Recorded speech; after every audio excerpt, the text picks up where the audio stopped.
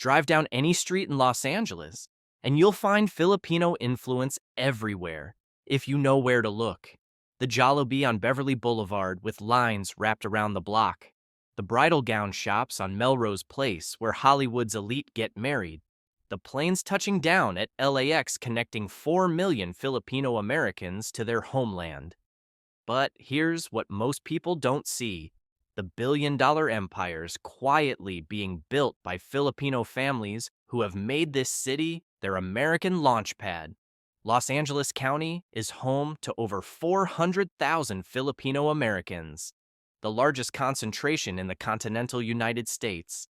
And within this vibrant community, a select group of families and individuals have accumulated fortunes that stretch from the Pacific to the Philippines and back. Some built their wealth right here on American soil. Others command empires headquartered in Manila, but with deep roots in Southern California. What unites them is a shared connection to this city and combined fortunes that would stagger your imagination.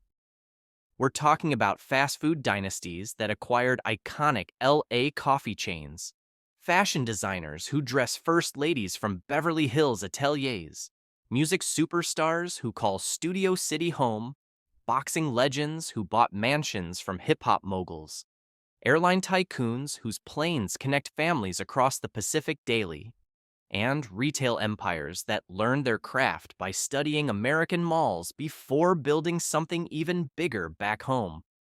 Today, we're counting down the 10 richest Filipino families and individuals with connections to Los Angeles, from those worth tens of millions to those commanding billions.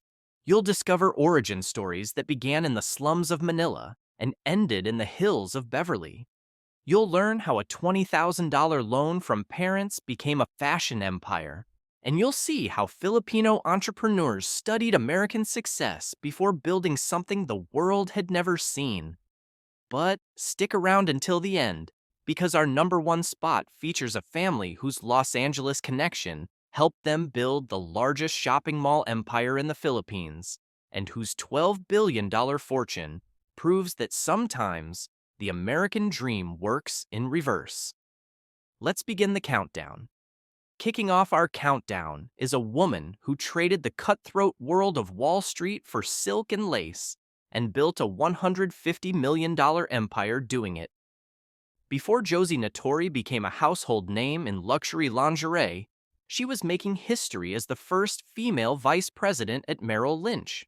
But the boardroom couldn't contain her ambition. Born Josefina Almeida Cruz in Manila in 1947, she was a child prodigy who performed with the Manila Philharmonic Orchestra at just 9 years old. That early discipline, the hours of practice, the pursuit of perfection, would define everything she touched. She arrived in America in 1964 to attend Manhattanville College, and by 1974, she had become a United States citizen. Her rise through the ranks of one of America's most prestigious investment banks seemed unstoppable. But something was missing. In 1977, Notori made a decision that would have seemed insane to her colleagues. She walked away from Wall Street to start a fashion business.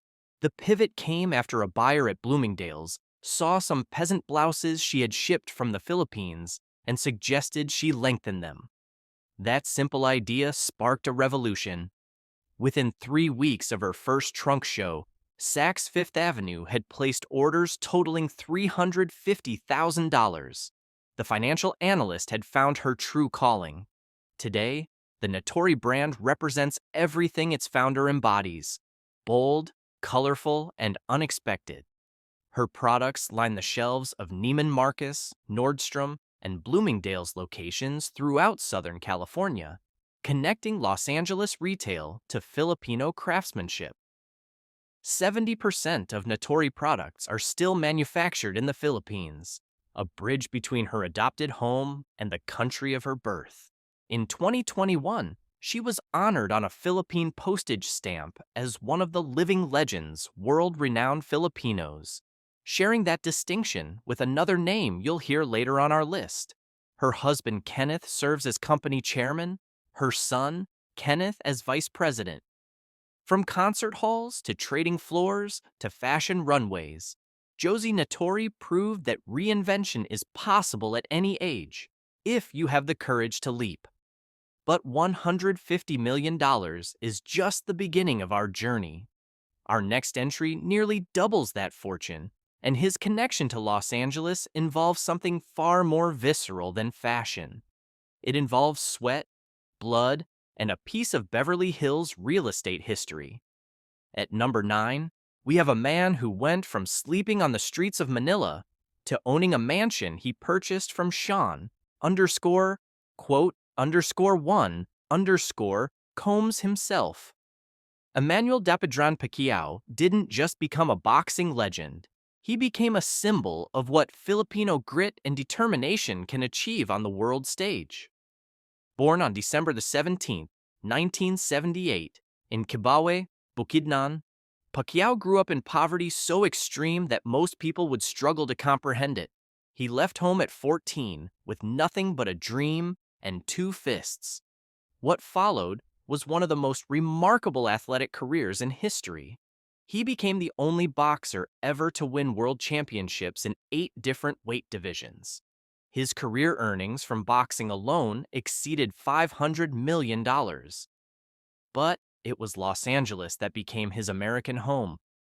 Pacquiao purchased a property in Hancock Park in 2009 for just over $2 million. But the real statement came in 2015 when he acquired a Beverly Hills mansion from hip-hop mogul Sean Combs for $12.5 million. The transaction made headlines around the world. A Filipino fighter from the slums now owned a piece of the same zip code as Hollywood royalty. That estate became his base for training camps, media appearances, and the business of being Manny Pacquiao. His connection to the city went deeper than real estate. Pacquiao trained extensively at the legendary Wild Card Boxing Club on Vine Street in Hollywood, working under trainer Freddie Roach. The gym became synonymous with his American career. When he fought at Staples Center, now Crypto.com Arena, the arena would fill with Filipino-American fans waving flags, their cheers echoing through downtown Los Angeles.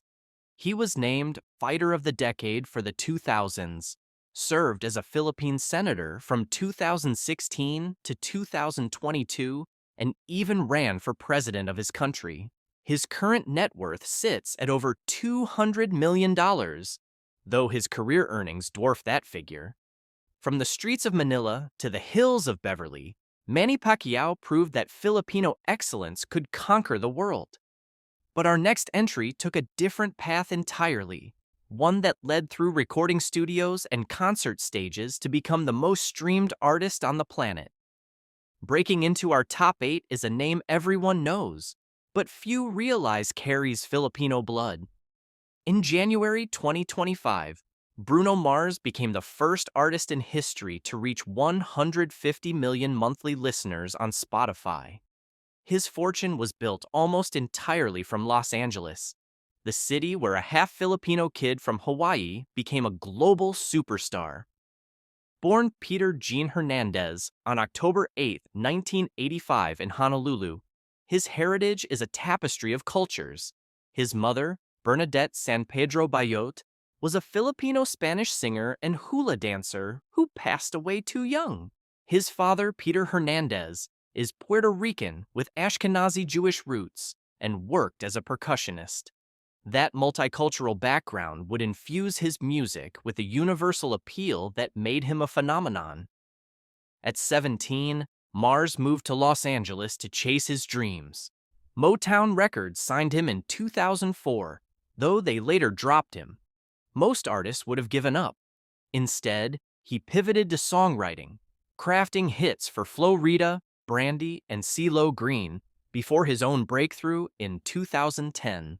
Today, he lives in a 9,000-square-foot mansion in Studio City's Fryman Canyon, purchased in 2014 for $6.5 million. The property features 2 acres of canyon views, a wine cellar, infinity pool, and a 12-car garage befitting a man whose 24-karat magic world tour grossed nearly $400 million. His Las Vegas residency has earned roughly $1.5 million per night. He has 17 songs with over 1 billion Spotify streams each and has sold more than 130 million records worldwide. From a musical family in Hawaii to the pinnacle of global entertainment, Bruno Mars represents Filipino-American excellence at its most visible, and we're only getting started.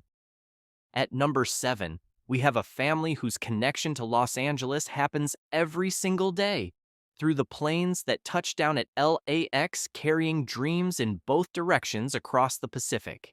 Lucio Tan doesn't just control Philippine Airlines, Asia's oldest commercial airline. He commands a $3 billion empire that serves as the invisible infrastructure connecting 4 million Filipino-Americans to their homeland. At 90 years old, Lucio Tan is the oldest among Filipino billionaires and ranks 4th on the Forbes Philippines Rich list for 2025. His LT Group is a sprawling conglomerate that includes Philippine National Bank, the Philip Morris Philippine Business, Eaton Properties, and Asia Brewery, the company he founded in 1982 to challenge San Miguel's dominance in the local brewing industry. In 2024, LT Group posted a 12% increase in revenue to 129 billion pesos, driven by strong performance across nearly all its core businesses. But it's the airline that connects his empire to Los Angeles. Philippine Airlines was founded in 1941, making it the oldest operating commercial airline in Asia. Its history with California dates back to a moment that changed aviation forever. In 1946, PAL became the first Asian airline to cross the Pacific Ocean, flying from Manila to Oakland. That pioneering flight opened a corridor that millions would travel in the decades to come. Today, Los Angeles is one of PAL's 6 American destinations, alongside San Francisco, New York, Seattle, Guam, and Honolulu. The Manila to LAX route covers approximately 14 hours of flight time. 2 daily direct flights, PR-102 and PR-112, connect the cities, carrying passengers, cargo, and the intangible weight of family bonds stretched across an ocean. In November 2025, PAL announced an expansion of its Los Angeles flights, boosting cargo capacity by 60 tons per week. A new partnership with Southwest Airlines provides enhanced connectivity throughout the United States.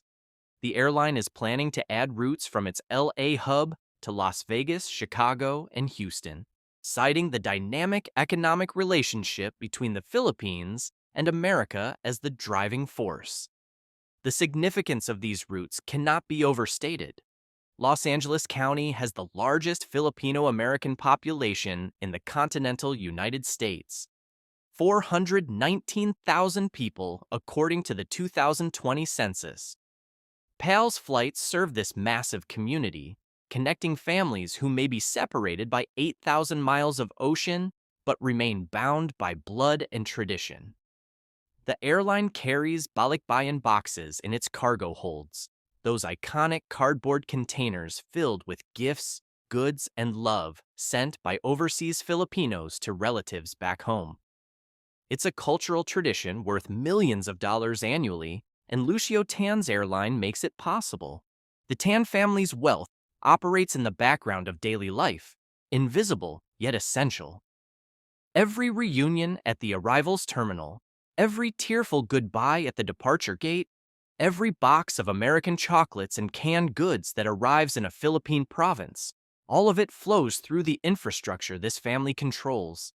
They don't just move cargo and passengers, they move hearts across the Pacific. But our next entry doesn't just visit Los Angeles, she embodies it completely.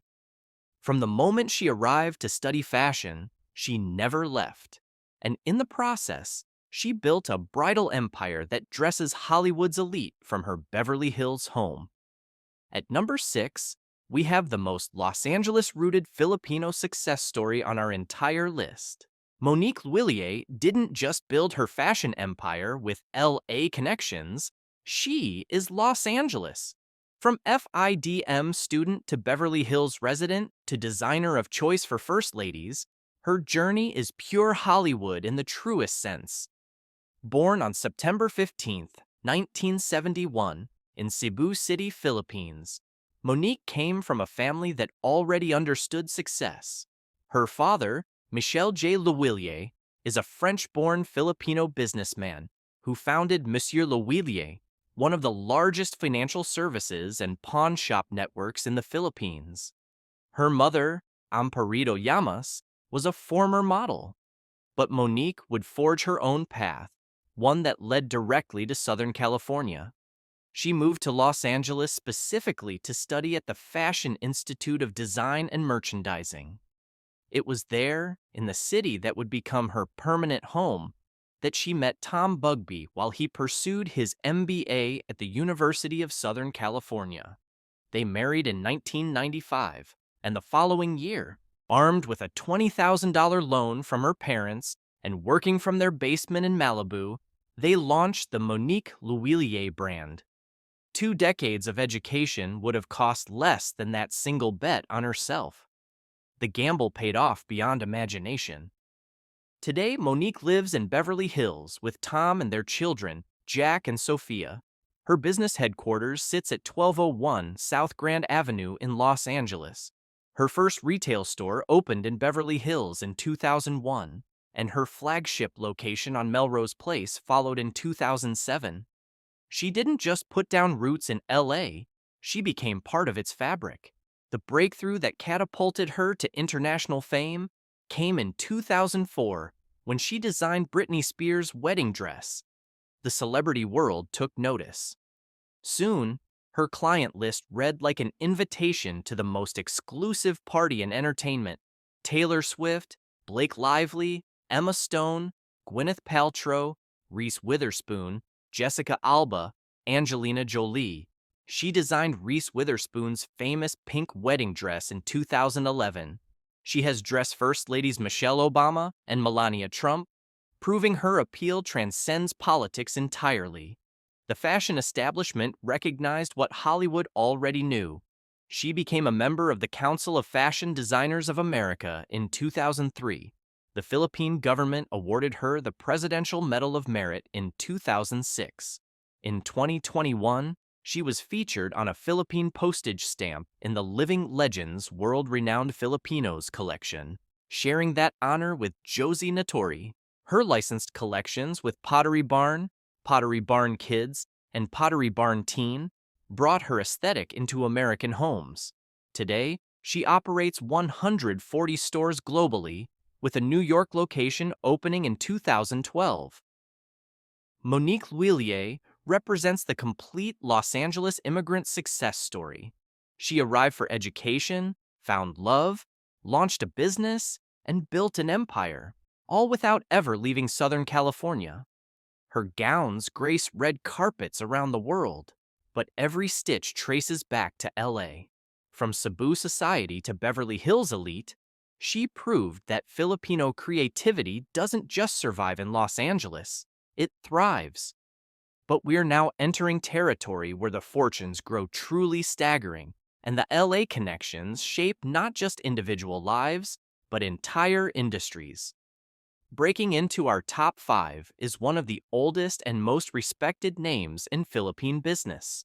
The Zobel de Ayala family doesn't just have wealth, they have centuries of it. While other fortunes on our list were built within living memory, this dynasty traces its roots back to Spanish colonial rule, and their American connection begins not in the age of jet travel, but in the era of steamships and world's fairs. In 1876, Jacobo Zobel and his bride Trinidad Roxas honeymooned in San Francisco during the World's Fair. Consider what that journey meant in the 19th century. Weeks at sea, crossing an ocean that seemed infinite, to witness the marvels of American innovation and commerce. That early exposure to the United States planted seeds that would influence generations of family business philosophy. The Zobel de Ayalas didn't just observe America from afar. They studied it, learned from it, and brought those lessons home. Today, Ayala Corporation stands as one of the oldest and most respected conglomerates in the Philippines. The family's holdings read like a directory of the nation's economic backbone: Ayala Land for real estate, Bank of the Philippine Islands for banking, Globe Telecom for communications, and AC Energy for power generation. Their net worth ranges between $2.8 and $3.4 billion, according to Forbes 2025, placing them 7th on the Philippines' rich list, up one position from the previous year. The family's American educational ties run deep. Jaime Augusto Zobel de Ayala earned his bachelor's degree in economics from Harvard in 1981, then returned for his MBA from Harvard Business School in 1987. This Ivy League tradition has shaped the family's modern approach to business, blending old-world prestige with American management principles. The influence flows both directions. Ayala Corporation has been featured in Harvard Business School case studies, bringing Filipino business practices into American classrooms and boardrooms. The Zobel de Ayalas represent something distinct on our list. They are old money in a landscape often dominated by self-made tycoons. Their fortune wasn't built in a single generation through one brilliant idea or calculated risk. It accumulated over centuries through careful stewardship, strategic marriages, and an instinct for being on the right side of history. The family helped build Makati into the financial heart of the Philippines, transforming swampland into skyscrapers through a vision that spanned decades rather than quarters. Their American connection, from that 19th century San Francisco honeymoon to 21st century Harvard MBAs, demonstrates how Filipino elite families have long looked westward for education, inspiration, and validation. They didn't need America to build their fortune. They used it to refine their approach and legitimize their position on the global stage. From World's Fairs to business school cases, the Zobel de Ayala's bridge old and new worlds with an elegance that comes only from generational wealth. But our next entry represents something entirely different. A self-made billionaire who moves in elite American circles not through family legacy, but through sheer force of business dominance. At number 4, we have the second richest person in the Philippines, and his connection to Los Angeles involves the most exclusive gathering of business minds on the planet. Enrique Razon Jr. commands a $10.9 billion fortune built on ports and casinos, and when he speaks, the titans of global finance listen. Razon's empire flows through two primary channels. As chairman of International Container Terminal Services Incorporated, he controls the Philippines' largest ports operator, with subsidiaries spanning the Asia-Pacific region, Eastern Europe, Africa, and the Americas.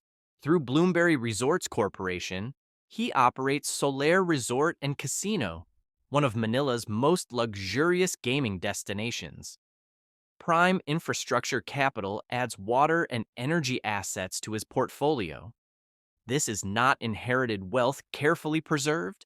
This is a fortune actively, aggressively expanded. The Los Angeles connection came through Beverly Hills at the Milken Institute Global Conference.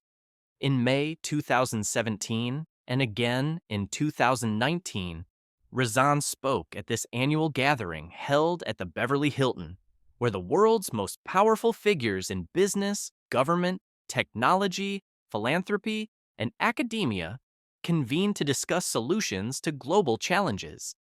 An invitation to speak signals membership in the highest echelon of international commerce. Razon didn't attend as an observer. He participated as a peer. California capital has flowed into his ventures as well. Capital Group companies, the Los Angeles area investment giant, acquired an 8.7% stake in ICTSI, 169 million shares, worth approximately 11.6 billion pesos, at the time of the 2012 investment. When sophisticated American institutional investors place bets of that magnitude, they're not gambling. They're recognizing world-class management and sustainable competitive advantage. The results have validated that confidence. ICTSI reported a two-thirds jump in net profit to $850 million for 2024 and announced continued global expansion plans for 2025. Razon's port network connects to Los Angeles shipping routes, making his infrastructure part of the supply chain that moves goods into Southern California markets. Every container that passes through an ICTSI terminal represents a toll paid to his empire. At 65 years old, Razon shares the distinction with Harley Tsai as one of the youngest Filipinos on the Forbes billionaires list. But unlike the Tsai fortune, which was inherited and stewarded, Razon transformed what his grandfather started in 1916, a modest port business in Manila, into a global logistics colossus. 3 generations took a local cargo handling operation and turned it into a name that commands respect from Beverly Hills to Singapore to Sao Paulo.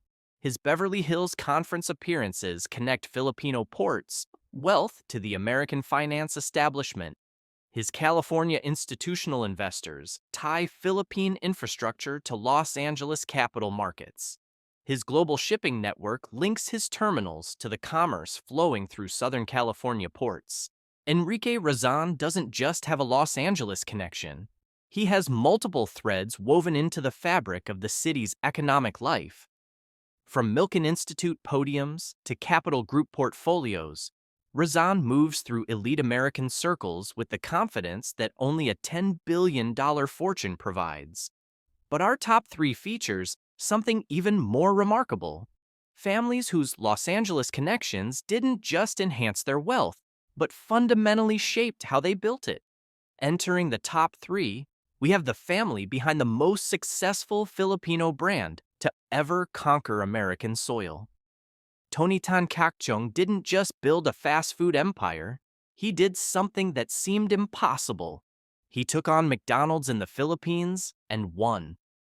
Then he brought that winning formula to America and acquired one of Los Angeles's most iconic coffee brands. Born on January 5, 1953, Tony Tan Caktiong started with an ice cream parlor in 1975. Customers kept asking for hot meals, so he added burgers and fried chicken to the menu. That simple pivot created Jollibee, a company that would grow to operate 19 brands across 32 countries with over 9,400 stores globally. The market capitalization reached $4.68 billion in March 2024. His brother Ernesto Tan Mantiong serves as president and CEO, keeping the empire firmly in family hands. Tony's personal net worth stands at $1.3 billion, according to Forbes 2025. The American expansion began in Daly City, California in 1998, the first Jollibee location on United States soil. That store remains their best-performing location globally, a testament to the massive Filipino-American appetite for a taste of home. But the real Los Angeles footprint came with infrastructure. In November 2019, Jollibee opened its North American headquarters in West Covina, California, right in the heart of Los Angeles County. The 28,000-square-foot, 13-story command center serves as the operational hub for Jollibee, Chowking, and Red Ribbon across the continent. Then came the acquisition that announced Filipino business had truly arrived. In 2019, Jollibee purchased the Coffee Bean and Tea Leaf for $350 million. This wasn't just any coffee chain. This was a Los Angeles institution founded in Brentwood in 1963, with headquarters still in the city and a roasting facility in Camarillo. Coffee Bean revenues grew 13.9% from January through September 2025. A Filipino company now owns a piece of LA's coffee culture. The stores kept multiplying. Downtown LA on 7th Street opened in May 2022 to lines wrapped around the block. Additional locations: Beverly Boulevard in East Hollywood, Colorado Boulevard in Eagle Rock, Artesia, and 2 stores in West Covina. The Asian Business League of Southern California named Jollibee their Multinational Corporation of the Year in 2017. A planned 2027 spin-off will create JFC International to list on a United States stock exchange, bringing Filipino fast food to American capital markets. From Chicken Joy to Coffee Bean, the Tan Kakching family planted their flag in Los Angeles and declared that Filipino business belongs on the global stage. But our runner-up didn't come to America to expand. He came to learn. The Tsai family holds the title of richest in the Philippines and has held it for over a decade. Their combined fortune exceeds $12 billion. But what makes their story extraordinary is how Henry Tsai Sr. built it. He didn't study business in prestigious universities. He studied it in American shopping malls. Henry Tsai was born in 1924 in China's Fujian province and immigrated to the Philippines as a child. His family ran a small convenience store until war destroyed everything. Starting over with nothing, he opened a shoe store in 1958. But Tsai had a vision that extended far beyond footwear. In the 1950s and 1960s, he traveled to the United States multiple times, visiting Boston, then the shoe capital of the world, to source merchandise from American trading houses. His English was limited, but his eyes were wide open. He called America the Mecca of shopping centers. He walked through Macy's, Sears, and JCPenney, studying what made them work. He observed innovations that Filipinos had never seen: air conditioning that made shopping comfortable in tropical heat, wide walkways that encouraged browsing, food courts that turned errands into experiences, movie theaters that transformed malls into destinations. He absorbed everything and brought it home. In 1985, Tsai opened the first SM Mall. Today, SM Prime Holdings operates over 85 malls across the Philippines and China, along with 208 retail stores. The empire includes BDO Unibank, the largest bank in the Philippines, and stakes in China Bank. SM Investments employs 142,000 people and dominates the Philippine Stock Exchange. SM Prime is investing $9 billion over the next 5 years to grow even further. Henry Tsai passed away in 2019, but his 6 children carry the torch. Teresita Tsai Kosan is worth $1.9 billion. Elizabeth Tsai holds $1.7 billion. Henry Tsai Jr. commands $2.3 billion. Han Tsai has $2.2 billion. Herbert Tsai possesses $2.1 billion. Harley Tsai matches his sister Teresita at $1.9 billion. 6 siblings, 6 billionaires. One vision inherited from a father who learned retail by walking American floors. The ultimate irony is this: while American malls struggle and shudder, SM malls thrive. The malling culture of the Philippines, where families spend entire weekends in air-conditioned comfort, was born from what Henry Tsai observed in America.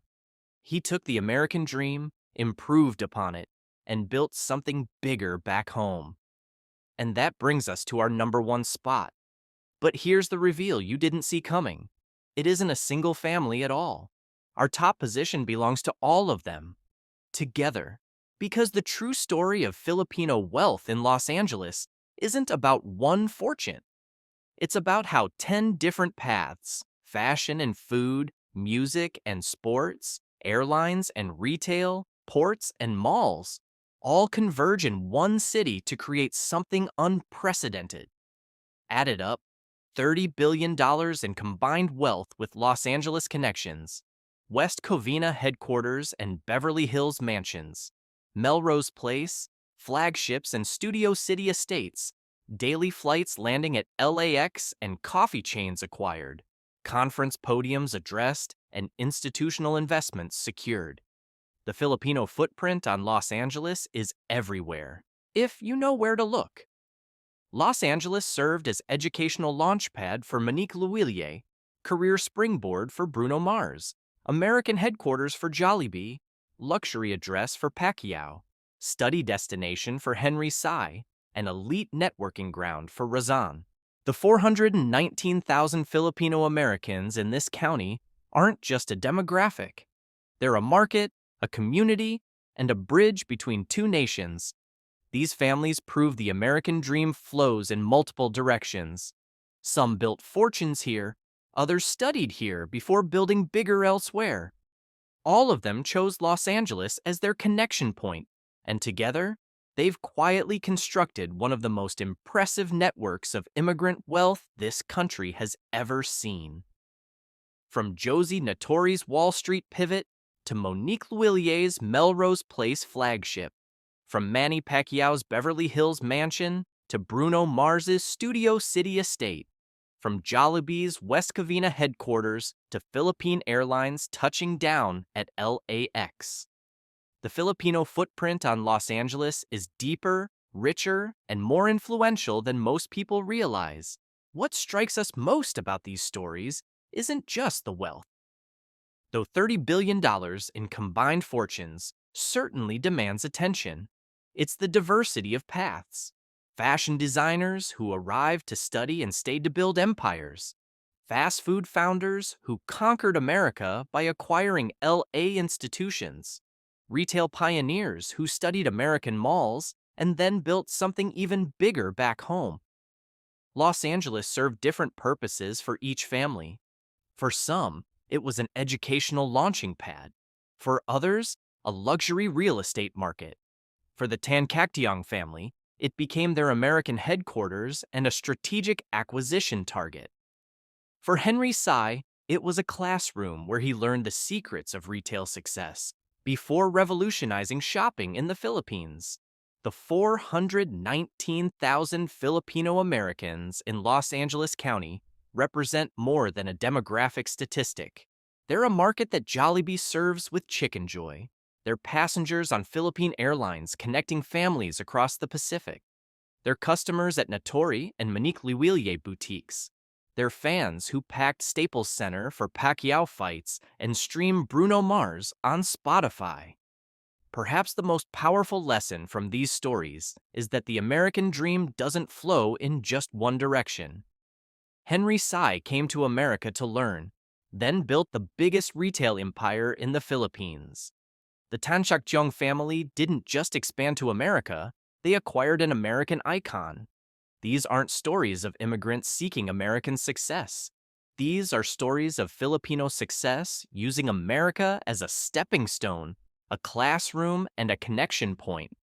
Next time you grab a coffee bean latte, remember that's Filipino-owned now. Next time you see a bride in a stunning gown on a red carpet, check if it's Monique Louillier.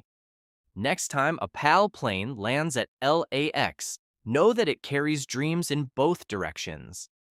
If you enjoyed this exploration of Filipino wealth in Los Angeles, smash that like button and subscribe for more content about the world's most fascinating fortunes. Drop a comment below. Which family's story surprised you most? And share this video with anyone who needs to know about the quiet Filipino empire being built in the City of Angels. Until next time, keep exploring the stories behind the wealth.